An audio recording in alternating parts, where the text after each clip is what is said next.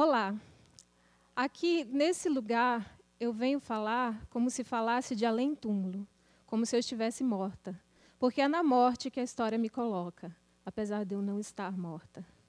Eu venho falar de mim e de meu povo, mas eu trago comigo também as vozes de cerca de 900 mil pessoas que pertencem a 306 povos diferentes e falam mais de 100 idiomas.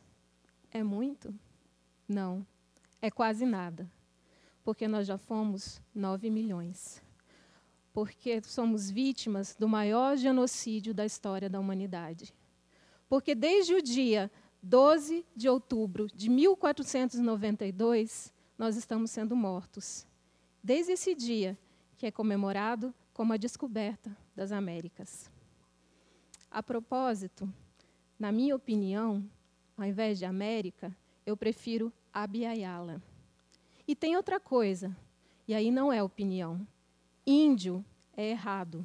O certo é indígena, povo originário da terra. E, no meu caso, puri, ou simplesmente gente. Quero começar contando um caso que se passou comigo há um tempo atrás. Há alguns anos, eu escrevo em um blog textos a respeito do mundo indígena. E é muito comum que eu receba mensagens. E certa vez me escreveu uma fotógrafa que queria fazer um ensaio sobre as mulheres puri e queria minha ajuda.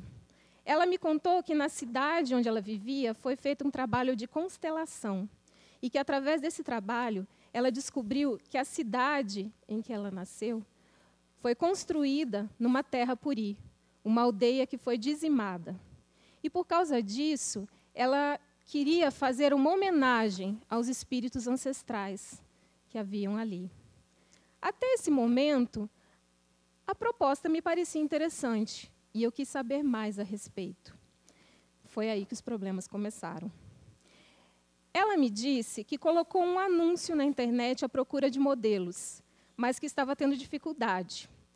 Até aquele momento, só apareceu uma moça que se identificou como puri, mas ela não tinha o perfil que ela procurava, porque ela tinha traços de negra.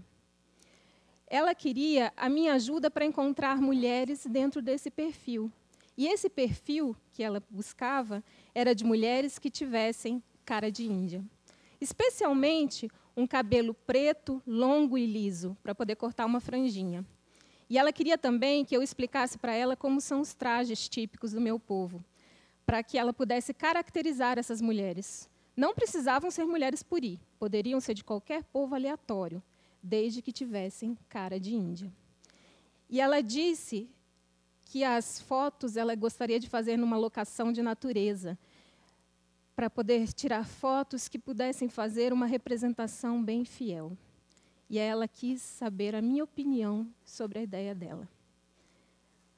Havia tanto problema nisso que ela me falou que eu não sabia nem por onde começar.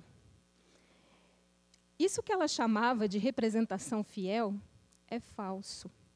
E é por causa desse tipo de representação que o meu povo até hoje precisa lutar para provar que está vivo. Mas para que vocês entendam isso, eu preciso contar a história do meu povo, os puri. O meu povo tinha suas terras originárias na região que hoje corresponde à parte dos estados de Minas Gerais, Rio de Janeiro e Espírito Santo. Terras essas muito ricas e cobiçadas, e que foram alvo de assassinos sanguinários que, nos livros de história de vocês, são chamados de bandeirantes, heróis e civilizadores. Deixa eu contar uma coisinha a respeito desses heróis. Eu acho que todo mundo aqui já ouviu uma expressão, e talvez alguns também já tenham usado essa expressão para falar de uma ancestral obscura da sua linha genealógica. Como sempre são obscuras as histórias das ancestrais que não são brancas.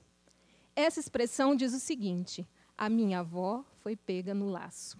Ou então, a minha avó foi pega a dente de cachorro. Mas você sabe o que essa expressão quer dizer? Porque eu sei. E eu daria tudo para não saber. Mas acontece que eu sei. Essa expressão quer dizer que as minhas avós foram caçadas e estupradas. E não só as minhas avós, todas as mulheres do meu povo foram. E não só as mulheres do meu povo. Porque esse país que é chamado Brasil é fruto do estupro sistemático de milhares de mulheres e do assassinato de nações inteiras. E quem dera eu estivesse falando de uma história do passado. Eu não estou. Isso está acontecendo agora mesmo, enquanto eu falo com você. E eu sei disso porque no dia 22 de junho de 2002, eu entrei para a maldita estatística que diz que 1 em cada 4 mulheres vai ser vítima de violência sexual pelo menos uma vez ao longo da sua vida. Contem as mulheres em volta de vocês. 1, 2, 3, 4. 1, 2, 3, 4. 1, 2, 3, 4. 1, 2, 3, 4. Eu te pergunto se é possível respirar sabendo disso. Mas eu precisei respirar. E as minhas avós também. Eu precisei encontrar forças onde não existia, me refazer de mim mesma, estar sozinha e seguir adiante. E não, eu não estou querendo dizer que o que aconteceu comigo foi o mesmo que aconteceu com elas, porque com elas foi muito pior. Elas viram seus pais, os seus maridos, os seus filhos sendo assassinados. Elas viram as suas aldeias sendo destruídas. Elas foram escravizadas.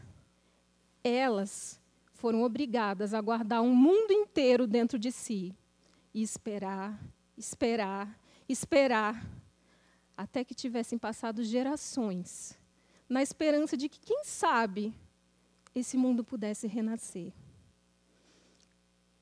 Isso de que eu estou falando era um empreendimento comercial, patrocinado pelo governo, que pretendia burlar a lei que proibia o tráfico ultramarino de escravos. Esse projeto escravizou mulheres indígenas e os seus ventres, e as obrigou a ter filhos com negros escravizados, para nascerem filhos escravos, os chamados negros da terra. Isso também era feito para baratear a mão de obra escrava, porque era mais barato produzir localmente do que importar. E havia também um outro objetivo, porque, afinal de contas, era importante melhorar a raça, porque, como diziam, e até hoje dizem alguns, os silvícolas são preguiçosos e indolentes para o trabalho. Então, quem sabe, misturando ao negro, pode nascer daí uma coisa melhor. Até porque, na cabeça dos gestores desse projeto, índio era uma aberração, sem alma, uma coisa atrasada da evolução, fadada a desaparecer. E, mais uma vez, quem dera eu estivesse falando do passado. Mas a verdade é que até 1970 ainda persistia, mesmo na academia, a ideia de que a identidade indígena era transitória, uma coisa que, com o tempo e a mistura, iria se diluir.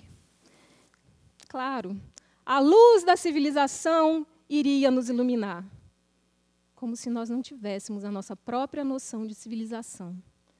Só porque a nossa forma de ver o mundo era diferente, eles nos julgaram e nos condenaram à morte.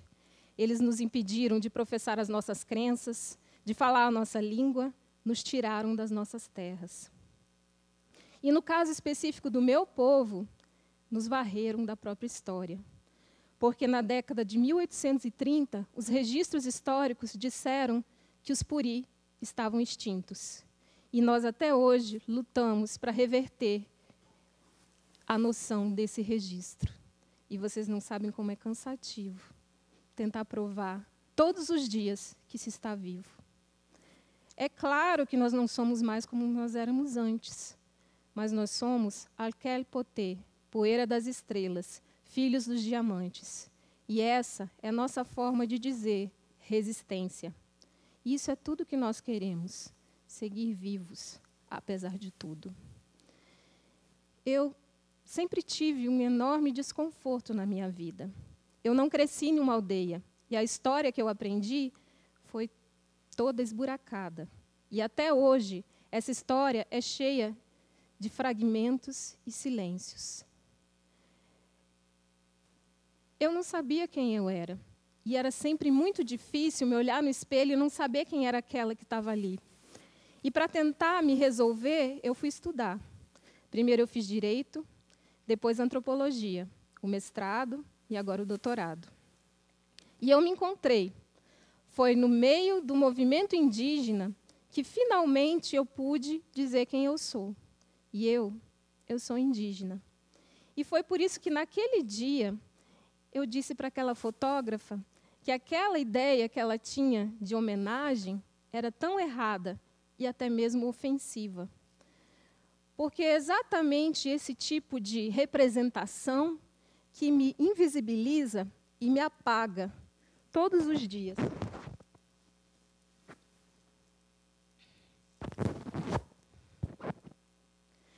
É por causa desse tipo de coisa que eu tenho que escutar, quando eu estou nas cidades, volta para a aldeia, mesmo eu, que não tenho uma aldeia para voltar. É por causa desse tipo de representação que eu sou tratada como invasora na cidade, como se não fosse a cidade que nos invadiu. É por causa desse tipo de representação que eu sou questionada quanto à minha identidade. Não só pela minha aparência, por eu falar bem, por escrever direito, por trabalhar direitinho e cumprir as minhas tarefas. É por causa desse tipo de representação que as mulheres indígenas são tratadas como fetiche sexual. É por causa desse tipo de representação que os meus trajes são considerados fantasia. Mas não são. Isso é identidade. E identidade não tem a ver com aquilo que eu visto, tem a ver com o que eu sou. Você quer homenagear a memória das mulheres indígenas que foram massacradas? Sabe o tipo de homenagem que eu gostaria de prestar para as minhas avós? Eu gostaria de poder encontrá-las.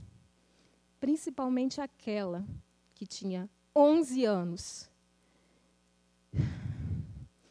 E que, segundo dizem, apesar de ser uma menina ainda, era tão brava e tão forte que precisou de 10 homens para ser subjugada. Eu gostaria de poder olhar nos olhos dela e dizer as palavras que eu esperei 9 anos para poder ouvir. As palavras que me libertaram das minhas correntes e me permitiram seguir em frente. Não foi sua culpa. Não foi sua culpa veio para mim em um encontro místico com a minha mãe, Docora Chamon, que se envolveu em meu corpo e me disse que era hora de parar de morrer tanto. E que me disse que era hora de trocar de pele e começar a renascer. Mas, sabe, não é justo. Não é justo esperar 9 anos. Não é justo ter que ser um encontro místico.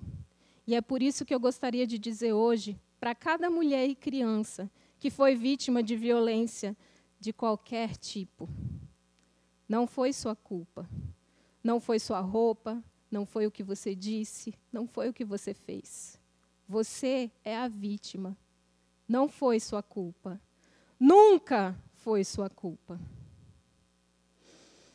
E é por isso que eu vim aqui hoje, para contar essa história para vocês, em honra a essas avós, a essas mães, a essas mulheres. E o que eu peço hoje é que vocês conheçam essas histórias.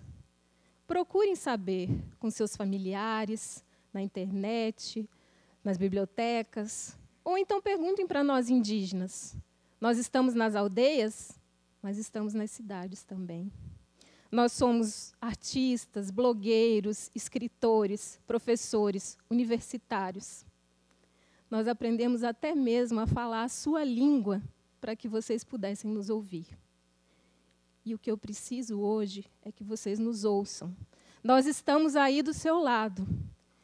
E nós precisamos que você esteja do nosso lado para que nós possamos seguir vivos. Nos ouça. O simples ato de nos ouvir será revolucionário e pode mudar a história. Clara Tenuaí, muito obrigada.